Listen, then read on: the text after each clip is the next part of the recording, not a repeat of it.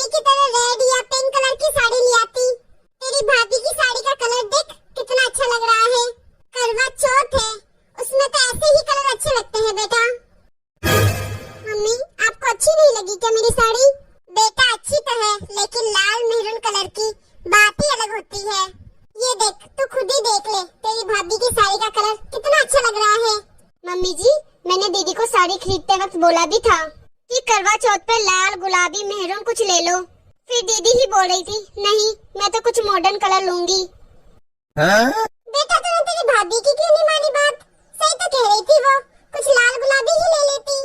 त्योहार में लाल गुलाबी पीला कलर ही अच्छा लगता है। तू सुहागन है, करवा चौथ में ऐसे ही कलर पहनना चाहिए।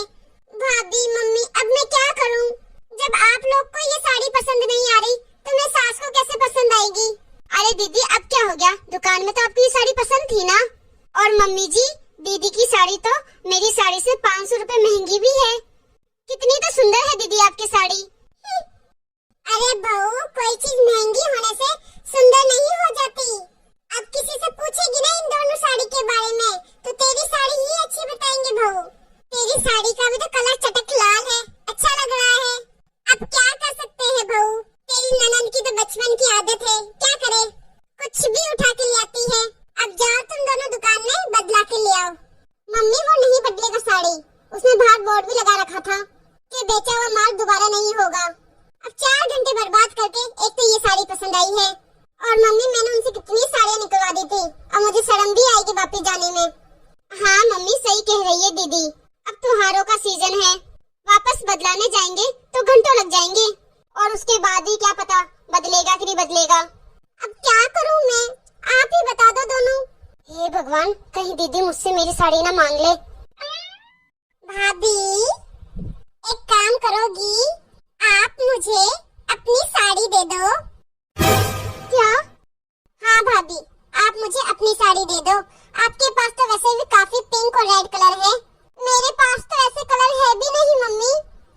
अरे दीदी, मेरे पास मैचिंग का चूड़ा भी है ना, मैं त्योहार में पहनने के लिए ही लाई थी, करवा चौथ में साड़ी के ऊपर। भाभी आप कोई और चूड़ा पहन लेना। अब मम्मी ने बोल दिया ना, इसलिए मुझे ये साड़ी बिल्कुल भी अच्छी नहीं लग रही। अब भाई क्या कर सकते हैं, जैसी लाई है वैसी पहन लो। अच्छी है वैसे भी, इतनी भी बुरी नहीं है। मम्मी अब इच्छा नहीं है मेरी ये साड़ी लेने की। बेटा तुम दोनों एक काम करो, दोनों आपस में निपटा देना जो निपटाना है। भाऊ जा, एक कप चाय बना दिया। तुम दोनों की साड़ी ने तो मेरा ही सर दुखा दिया। ठीक है मम्मी जी, अभी लाती हूँ चाय। अरे मम्मी, ये भाभी कितनी महंगी महंगी साड़ियाँ पहनती है, कितना खर्चा करती है, आप रोकते क्यों नहीं? वो अपने मायके से लेके आती है सभी साड़ियाँ। और अच्छा है ना, अच्छी साड़ी पहनेगी तो अच्छी ही लगेगी ना। अच्छा मायके से लेके आई है, मायके से लाई है तो फिर ठीक है। अगर भैया का खर्चा करे ना तो फट से मना कर देना। वैसे भी भैया को खर्चा अपनी बहन पे करना चाहिए, ना कि बीवी पे।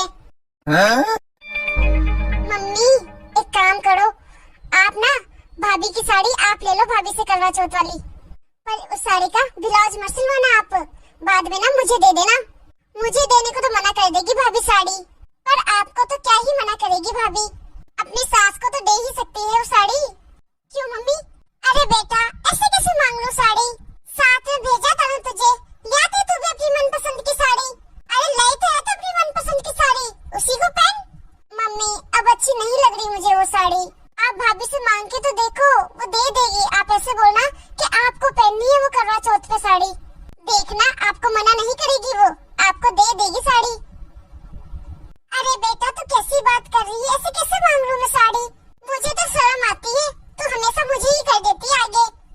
मैं तो नहीं मांगूंगी उससे। ठीक है, चल ठीक है, करके आती हूँ मैं उससे बात, मुंह मत लटका। तेरे कारण एक बुरी सास बनना पड़ रहा है मुझे।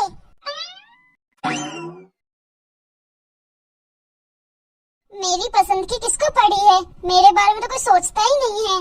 बहू को बेटी मानता ही कौन है, सब कहने की बातें हैं। और वैसे भी जब घर में बेटी आ जाए तो बहू के लिए कौन सोचेगा। सही कहते हैं लोग, मायका मायका ही होता है और ससुराल ससुराल होता है। अब दीदी आराम से मेरी साड़ी ले जाएगी, मम्मी जी भी कुछ नहीं बोलेगी। ससुराल में कभी एक बहू बेटी नहीं बन सकती, यही सच है। अब कैसे भी है, चाय तो पिलानी ही पड़ेगी, आखिर बहू हूँ जो मैं। आ गई मम्मी आप? क्या हुआ मम्मी, बोला आपने भाभी को? वो बेटा, मम्मी अब बोलो आप, भाभी आ गई। लो मम्मी जी चाय। रुक जा 2 मिनट बहू। बेटा तुझे पिछली बार हमने एक रेड और पिंक कलर की साड़ी करवाई थी ना, वो पहन ले करवा चौथ पे। जो आज लाई ये साड़ी वो कभी और पहन लेना। ठीक है बेटा। क्या ठीक है मम्मी, वो साड़ियाँ हो तो पहनू ना। मैंने मेरी सास को दिखाई थी वो साड़ियाँ, फिर ननंद ने देखा तो फट से उठा ली वो साड़ियाँ, और मेरी सास फिर भी कुछ नहीं बोली।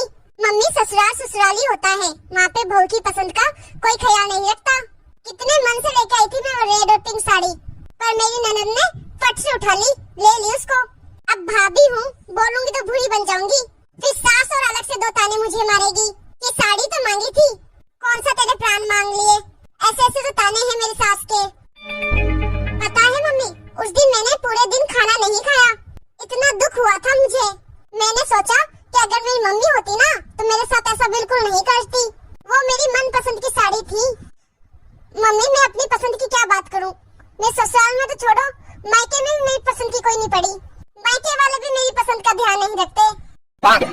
बेटा तो सही कह रही है, ससुराल में बहू की पसंद का कोई ख्याल नहीं रखते।